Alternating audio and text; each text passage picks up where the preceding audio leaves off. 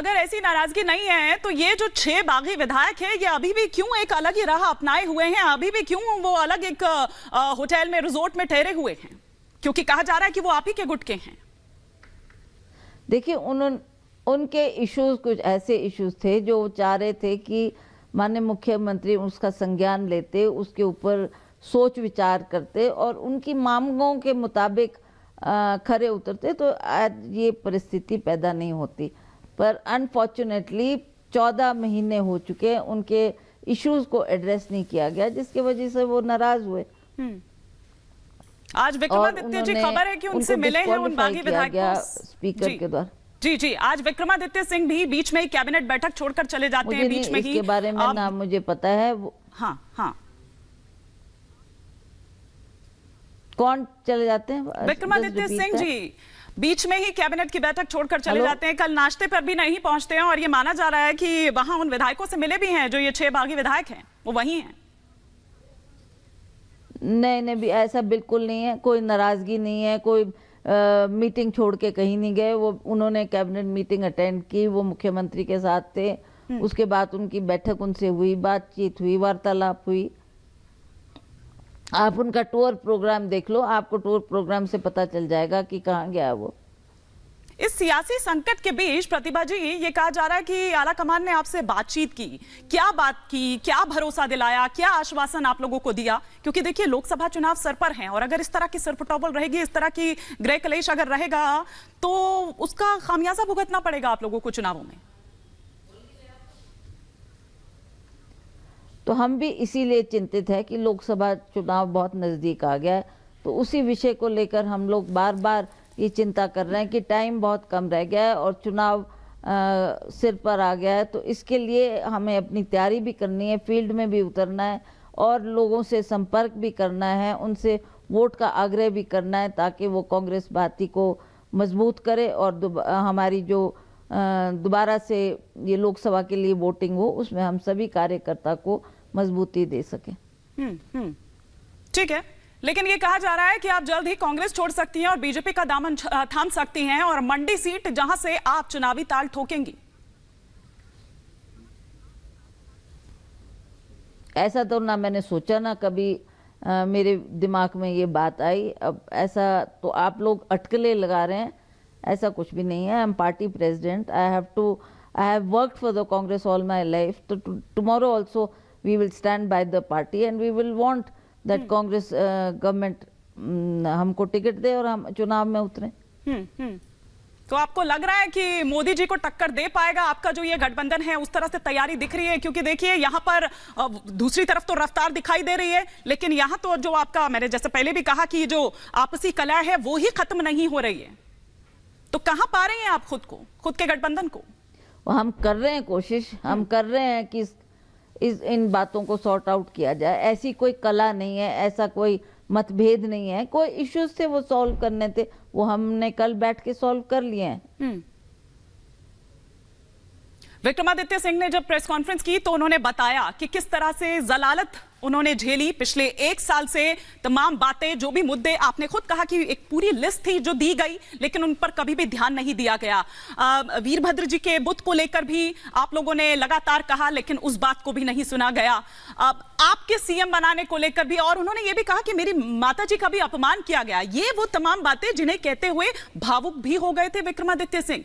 क्या उन बातों पर गौर किया है? उन बातों पर कोई भरोसा दिलाया है? उन पर किसी तरह का आश्वासन आला कमान से आपको मिला है? देखिए, हमने बार बार ये अपने ही सरकार के सामने ये पक्ष रखा, हमने अपनी ही बात सरकार से की कि ये इश्यूज है, कोई हमारा निजी मामला नहीं है, ये सारे हिमाचल प्रदेश की आवाज़ है, हिमाचल प्रदेश की जनता ये चाहती है। तो आज हमारी सरकार है, आप ये फैसला लो और इन इश्यूज को आप लोगों ने तो कहा था कि हिमाचल प्रदेश की जनता चाहती है कि सुक्खू को हटा दिया जाए। क्या सुक्खू को हटाएंगे? तो हमने थोड़ा नहीं हटाना है, वो तो अब क्या फैसला होता है, क्या हाईकमांड हमें निर्देश देती है, उसके मुताबिक ही होगा जो भी होगा। उनके ध्यानार्थ ये सारी बातें हैं, वो भली भांति जानते कि हिमाचल प्रदेश में क्या परिस्थिति है और वो उसको सॉल्व करने के लिए उन्होंने 3 ऑब्जर्वर्स भी भेजे, उनके साथ बैठक भी हुई, हमारी बातचीत भी हुई और उन्होंने प्रेस कॉन्फ्रेंस के माध्यम से ये बताया कि हमारे बीच में कोई मतभेद नहीं है और हमारे जो इश्यूज थे उनको हमने सॉल्व कर लिया। आप संतुष्ट हैं उससे? और साथ ही साथ स्पीकर की ओर से जो एक्शन लिया गया, स्पीकर की ओर से जो कार्रवाई की गई, उस पर आप क्या कहेंगे? वो थोड़ा बहुत जल्दबाजी में वो फैसला लिया, क्योंकि उनको भी सुनने का हमारा प्रयास होना चाहिए था कि वो क्या कहना चाहते हैं, क्या किस तरीके से उनके इश्यूज को सॉल्व किया जाए। उसके लिए थोड़ा समय देते तो आई थिंक ये डिसॉल्व करने वाली बात उन्होंने बहुत जल्दी फैसला ले लिया, जिससे शायद उनमें और नाराजगी बढ़ गई है। तो प्रतिभा जी, आप कह रहे हैं कि सब कुछ ठीक है और जो भी तमाम बातें थी, ऑब्जर्वर जो नियुक्त किए गए हैं वो लगातार वहां पर बात कर रहे हैं, एक एक विधायक से बाकायदा बात की जा रही है, सुना जा रहा है, समझा जा रहा है और उस पर इंप्लीमेंट किया जा रहा है जो भी उनकी तरफ से कहा जा रहा है। लेकिन बीजेपी आश्वस्त है, बीजेपी ये कह रही है कि ज्यादा दिनों की सरकार नहीं है आप लोगों की और भगवान भी नहीं बचा सकता है। चलो वो क्या बोलते हैं, वो क्या सोचते हैं, मैं उस पर कोई टिप्पणी नहीं कर सकती। क्योंकि उन्होंने कहा है कि आप लोग संपर्क में हैं उनके और जल्दी ही इस पाले में आ जाएंगे, टूट जाएगी कांग्रेस, वहां सरकार गिर जाएगी।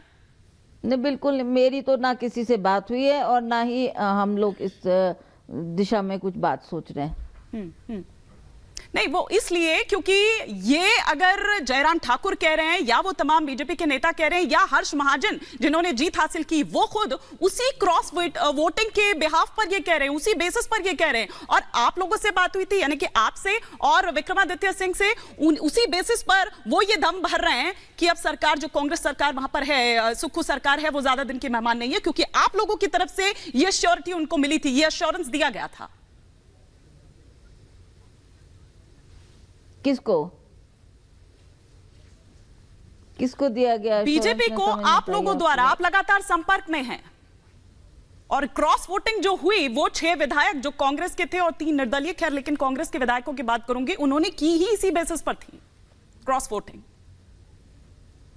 थोड़ी कट रही इनकी आवाज सुनाई नहीं दे रहा, क्या बोल रही? बस हो गया, I think let's end it off. Pratibha जी,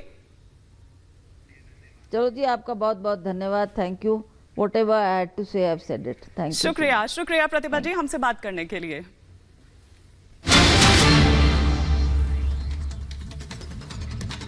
बड़ी खबर आपको बता दें, रिपब्लिक भारत से प्रतिभा सिंह बोली हैं, कोई नाराजगी नहीं है, नेताओं से मुद्दों पर चर्चा चल रही है, बागियों की बातों को नहीं सुना गया है, कुछ मुद्दे अनसुलझे हैं, इसीलिए बगावत लगातार दिख रही थी। ये बड़ी खबर आपको बता रहे हैं, रिपब्लिक भारत से एक्सक्लूसिवली प्रतिभा सिंह ने बातचीत करके अपनी बातों को रखा है और ये बताया है कि वो नाराज नहीं है, लगातार सेटबैक की कोशिश हो रही है, जहां पर जो कमियां रही वहां पर ठीक करने का प्रयास हो रहा है। तो रिपब्लिक भारत